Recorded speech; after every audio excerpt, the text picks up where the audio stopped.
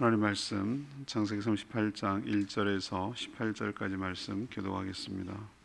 창세기 38장 1절에서 18절입니다. 오늘 구약성경 58쪽이고 오늘 1월 27일 목요일입니다. 1월 27일 잡으면 창세기 38장 1절에서 18절까지 말씀 교독하겠습니다. 그 후에 유다가 자기 형제들로부터 떠나 내려가서 아둘람 사람 히라와 가까이 하니라. 유다가 거기서 가나안 사람 수아라는 자의 딸을 보고 그를 데리고 동침하니 그가 임신하여 아들을 낳음에 유다가 그의 이름을 엘이라 하니라. 그가 다시 임신하여 아들을 낳고 그의 이름을 오난이라 하고 그가 또 다시 아들을 낳고 그의 이름을 셀라라 하니라. 그가 셀라를 낳은 때에 유다는 거십에 있었더라. 유다가 장자 엘을 위하여 아내를 데려오니 그의 이름은 다말이더라. 유다의 장자 엘이 여호와 보시기에 악함으로 여호와께서 그를 죽이신지라. 유다가 오난에게 이르되 내 형수에게로 들어가서 남편의 아우된 보문을 행하여 내 형을 위하여 씨가 있게 하라. 오난이 그 씨가 자기 것이 되지 않을 줄 알므로 형수에게 들어갔을 때에 그의 형에게 씨를 주지 않으려고 땅에 설정하매 그 일이 여호와 보시기에 악함으로 여호와께서 그도 죽이시니 유다가 그의 며느리 다말에게 이르되 수절하고 내 아버지 집에 있어 내 아들 셀라가 장성하기를 기다리라 하니 셀라도 그 형들 같이 죽을까 염려함이라 다말이 가서 그의 아버지 집에 있으니라. 얼마 후에 유다의 아들 수아의 딸이 죽은지라. 유다가 위로를 받은 후에 그의 친구 아둘람 사람 히라와 함께 딥나로 올라가서 자기의 양 털 깎는 자에게 이르렀더니 어떤 사람이 다말에게 말하되 내 시아버지가 자기의 양털을 깎으려고 딥나에 올라왔다 한지라. 그가 그 과부의 의복을 벗고 너울로 얼굴을 가리고 몸을 휩싸고 딥나 길 곁 에나의 문에 앉으니 이는 셀라가 장성함을 보았어도 자기를 그의 아내로 주지 않음으로 말미암음이라. 그의 얼굴을 가리었으므로 유다가 그를 보고 창녀로 여겨 길 곁에서 그에게 나와 이르되 청하건대 나로 내게 들어가게 하라 하니 그의 며느리인 줄을 알지 못하였음이라. 그가 이르되 당신이 무엇을 주고 내게 들어오려느냐. 유다가 이르되 내가 내 떼에서 염소 새끼를 주리라. 그가 이르되 당신이 그것을 줄 때까지 담보물을 주겠느냐. 유다가 이르되 무슨 담보물을 내게 주랴. 그가 이르되 당신의 두장과 그 끈과 당신 손에 있는 지팡이로 하라. 유다가 그것을 그에게 주고 그에게로 들어갔더니 그가 유다로 말미암아 임신하였더라.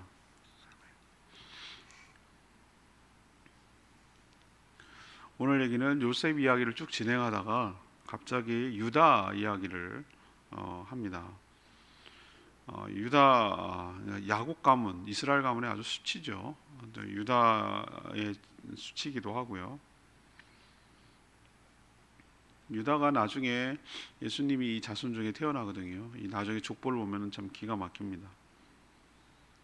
그것을 가감없이 숨김없이 이야기를 한다는 것이죠.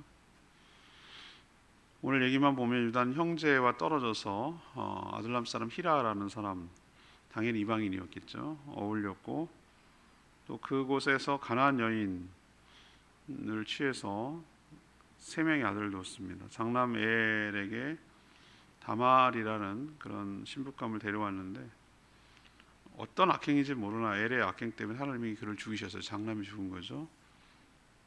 차남 오남이 형님의 대를 이어줘야 되는 그런 풍습이 그때는 있었어요. 보아스 룻 같은 그런 계대 결혼을 말하는 거죠. 교묘하게 피해 역시 죽었어요. 막내 셀라까지 죽을까봐 유다는 며느리 다말을 친정으로 보냅니다. 얘 클 때까지 명분은 그렇지만 수박 맞아 보낸 거죠.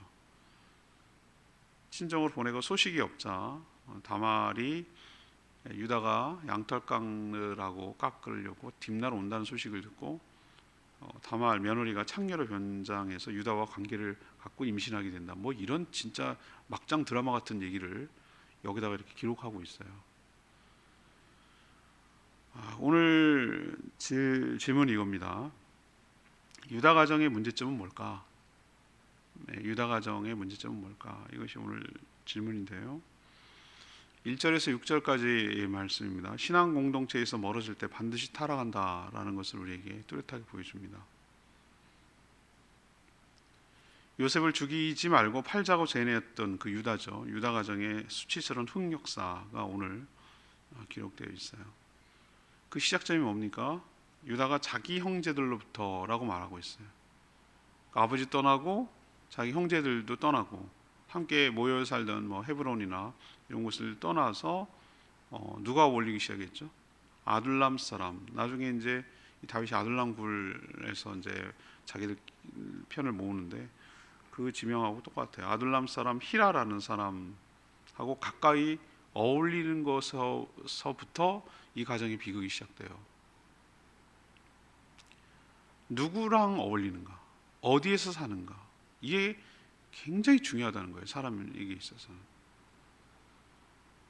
유다는 신앙 공동체, 어쩌면 가족이기도 하고 자기의 신앙을 유지하고 보호하는, 하나님을 경외하는, 자기도 베델로 올라가자 하라거나 아버지의 그 경험을 경험했을 거 아니에요. 그 어떤 게 살아야 되는지 자기도 삶으로 경험했을 거라고요. 자기도 이제 커가면서 이렇게. 근데 장성에서 신앙 공동체에서 멀어지기 시작한 거죠. 떨어져 나간 것이죠. 그러면 자기가 신앙으로 온전히 서야 되는데 그게 아니라 누구랑 어울립니까? 이방 사람, 아둘람 사람, 히라라는 사람과 어울리는 것이죠. 당연히 가나안 족속의 문화의 영향을 받게 되죠.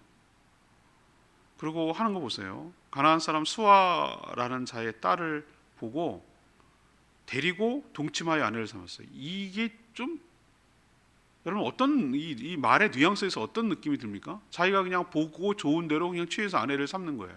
짐승 같은, 그냥 정글이나 자연에서 하는 것 같은 그런 인상이지 뭐 하나님께 묻고 고민하고 뭐 이런 거 전혀 없어요. 그냥 신앙적 개입이 1도 안 들어갔어요. 그냥 짐승처럼 본능적으로 그냥 그렇게 산 거예요. 그 여자의 이름은 끝까지 이름이 안 나옵니다. 저는 그 성경에서 말할 때 왜 이름이 없을까요? 이름이 있죠. 이름이 있을 거예요. 근데 이름이 안 밝히지 않는다는 얘기는 구원에서 멀어졌다는 얘기예요.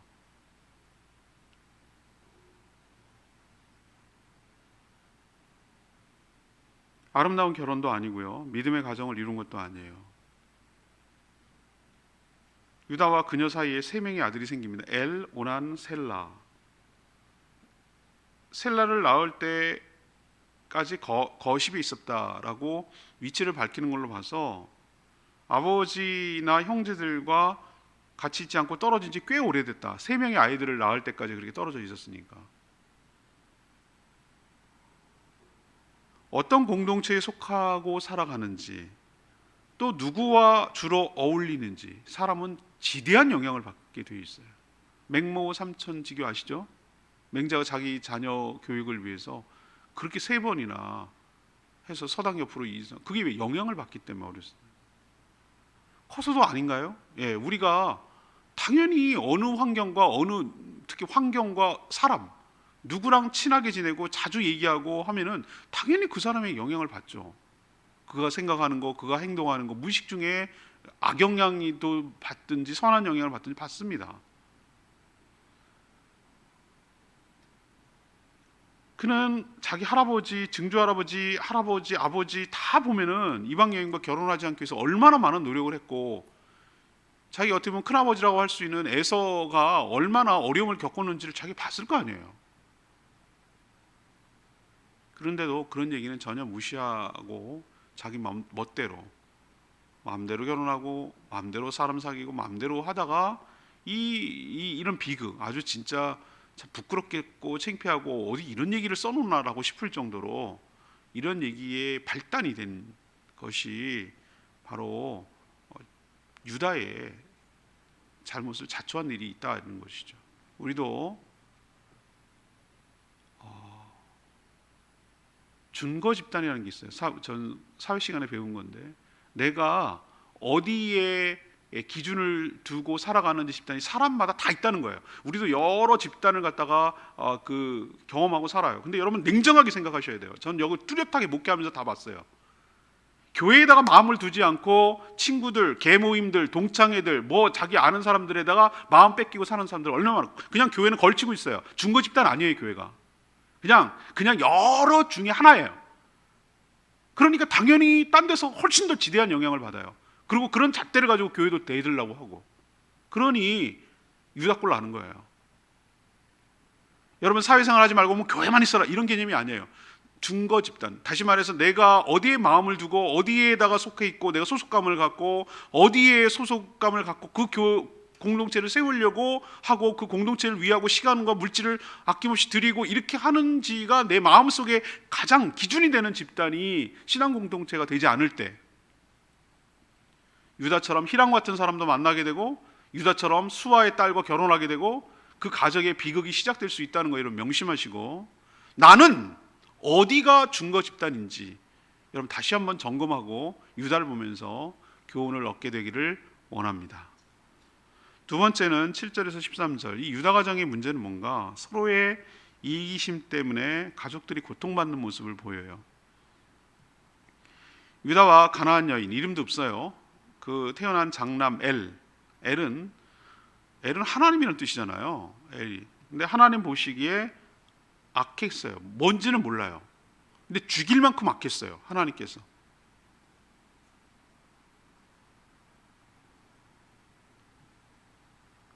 당시 형이 죽으면 시동생이 형수와 결혼이라기보다는 자식을 낳아주는 거예요. 그거는 내 자식이 아니라 형님 자식이 되는 거예요. 죽은 형님 자식이 되는 거예요. 그래서 대를 잇게 하는 것이 그 당시에는 중요했던가 보죠. 그렇게까지 할 필요가 있나? 요즘은 그렇게 안 합니다만. 그래서 이런 제도를 형사 취수 제도 또는 계대 결혼 풍습이라고 표현해요. 우리가 너무나 잘 아는 아름다운, 이게 꼭 나쁜 것만은 아니에요. 아름다운 모습이 사사기 시대에, 그 타락한 시대에 여러분 다 통독하셔서 알겠지만 룻기라고 하는, 보아스와 룻이라고 하는 정말 아름다운 스토리도 있어요. 아주 전형적인 아주 좋은 케이스가 바로 그 케이스거든요. 그래서 유다가 형이 엘이 죽었으니까 둘째 차남 오난에게 그 역할을, 그 사명을 다 하라라고 시켰어요. 근데 오난하는 거 보세요. 그렇게 태어난 아이는 자기의 자식이 되지 못해 형님의 자식이 되는 거예요. 그러니까 걔가 조카가 생기면 유산도 불리해지잖아요.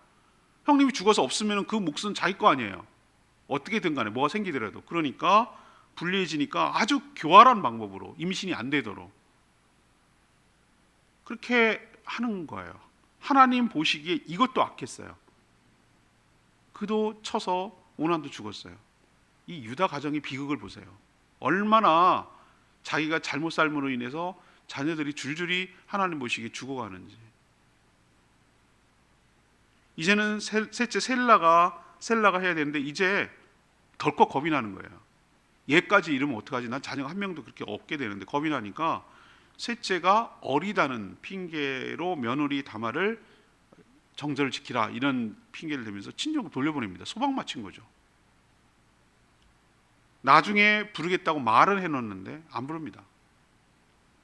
그냥 여인의 인생을 청산과부로 늙어 죽게 만들려는 그런 거였어요. 자기 아들 죽을까 봐. 여기서 누가 희생하는 모습이 보입니까? 여기서 보세요. 유다 가정에서 가족인 이유가 무엇이죠? 네. 자기 희생 헌신이 있어야 가족이 구성되고 그게 사랑이라고 표현하는 것이죠. 요즘 아이들이 내가 걱정되는 게 뭐냐면은 결혼에 대해서 부정적인 생각을 하는, 내가 희생할 이유가 있고 내가 헌신할 이유가 없는 거예요. 내가 너무 소중하니까. 결혼이라는 건 뭐냐? 불편해요. 당연히 희생이 따라요. 그런데 그런 과정에서 내가 인격이 성숙되고 사랑을 배워가게 되고 사랑하는 것, 사랑받는 것을 배워가면서 사람다움이 형성되는 거거든요. 근데 그런 희생이 싫은 거예요. 굉장히 지독스러운 개인주의와 이기주의가 만연하는 거죠. 유다 가정 보세요. 어느 하나 희생하는 사람 있습니까? 유다도 자기 욕심 때문에 그렇게 자녀들에게 강요하고 셀라 보호하려고 다말 내쫓고, 형님 죽고 둘째 하는 꼴 좀 보세요. 얼마나 이기적이고 지독스러운 자기 중심적인지. 자기 의무를 다하지 않고. 이런 비극, 이런 비극. 자신만 생각할 때, 남을 생각하지 않고 배려하지 않을 때, 헌신하려고 하지 않을 때, 희생하려고 하지 않을 때, 모두가 가족이란 이름에, 혈연이란 이름에 얽히고 설켜가지고 더 친밀하고 사랑할 수 있는 관계가 지독스러운 증오의 대상, 원망의 대상이 되고 말 수 있다는 거, 심지어는 죽을 수도 있다는 거, 이런 걸 생각하면 우리가 어떻게 살아야 되는지에 대해서 많은 교훈을 얻게 되는 줄로 압니다. 성경은 그런 얘기까지 다 넣어놓는 거예요. 셋째, 14절에서 18절까지 말씀, 책임을 회피할 때 더 큰 죄악으로 이어진다는 것을 우리에게 보여줍니다.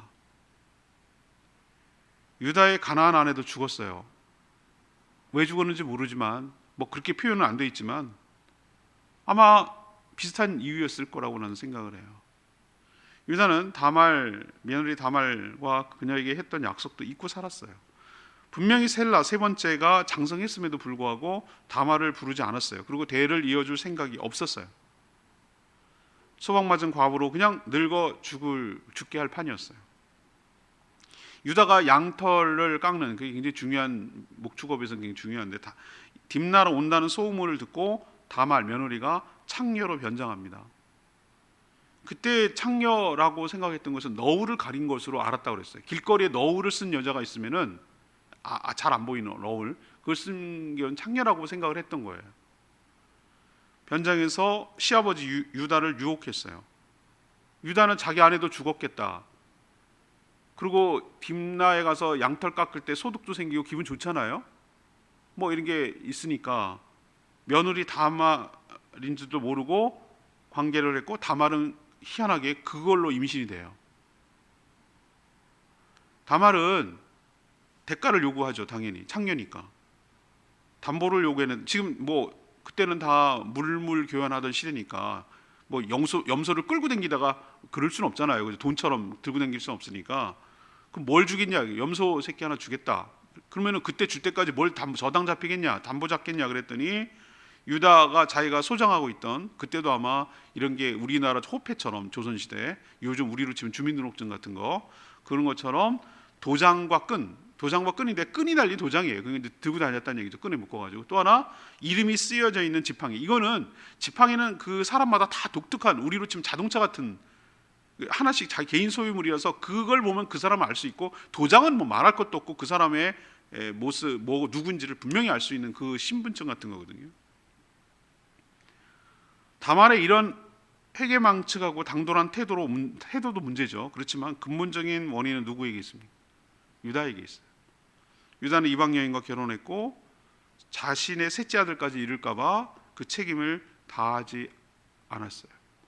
결국은 있을 수 없는 일이, 이런 막장 드라마 같은 일이 실제로 벌어지는 원인을 제공하고 말았어요.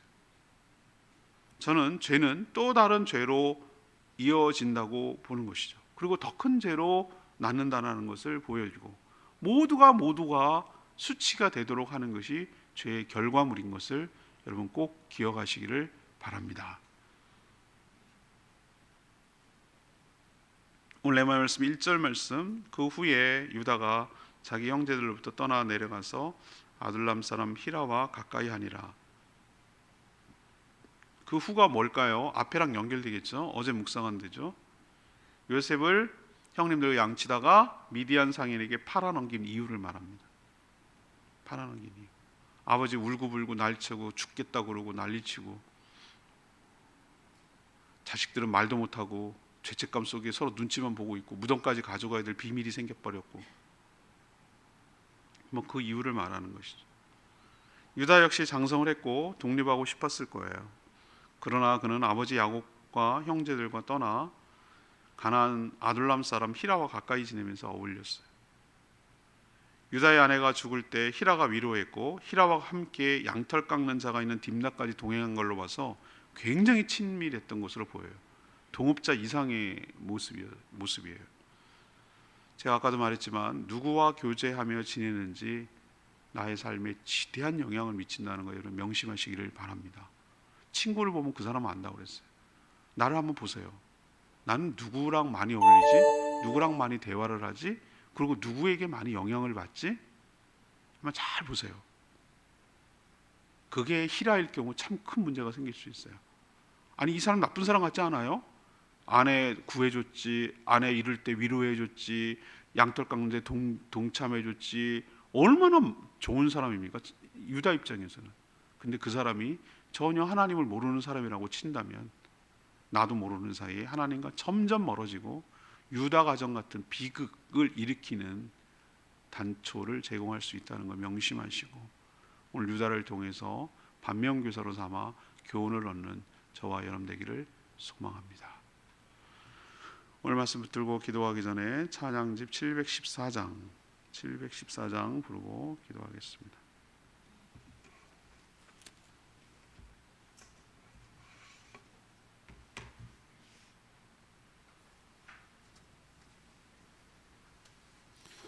찬양집 714장 정결한 마음 주시옵소서.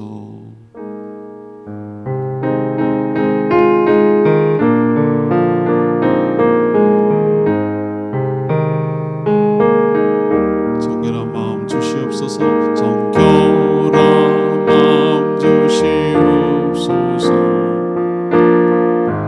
오 주님, 정직한 영을 새롭게 하소서.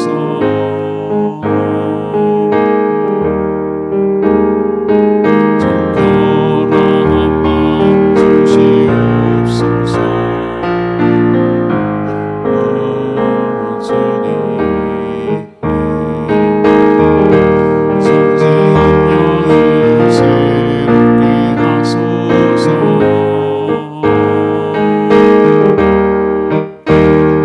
나를 주님 앞에서 멀리하지 마시고 주의 성령을 거두지 마옵소서.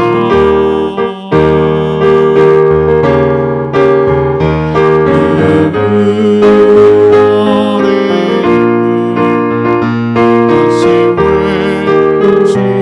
회복시키시고 변치 않는 마음 내 안에 주소서.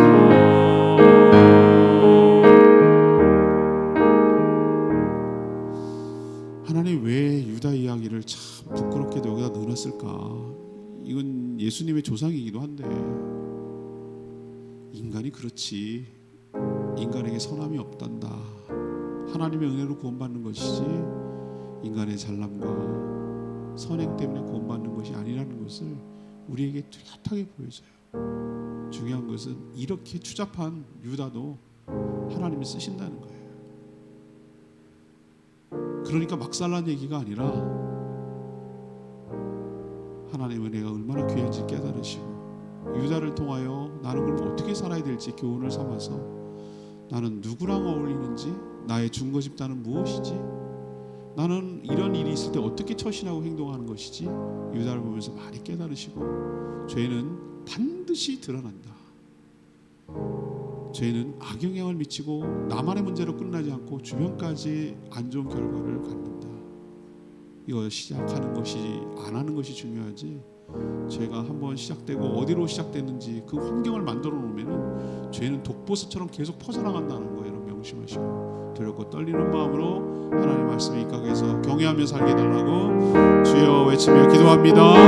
주여 하나님, 정결한 마음 주시옵소서. 오 주님, 정직한 영을 새롭게 하소서.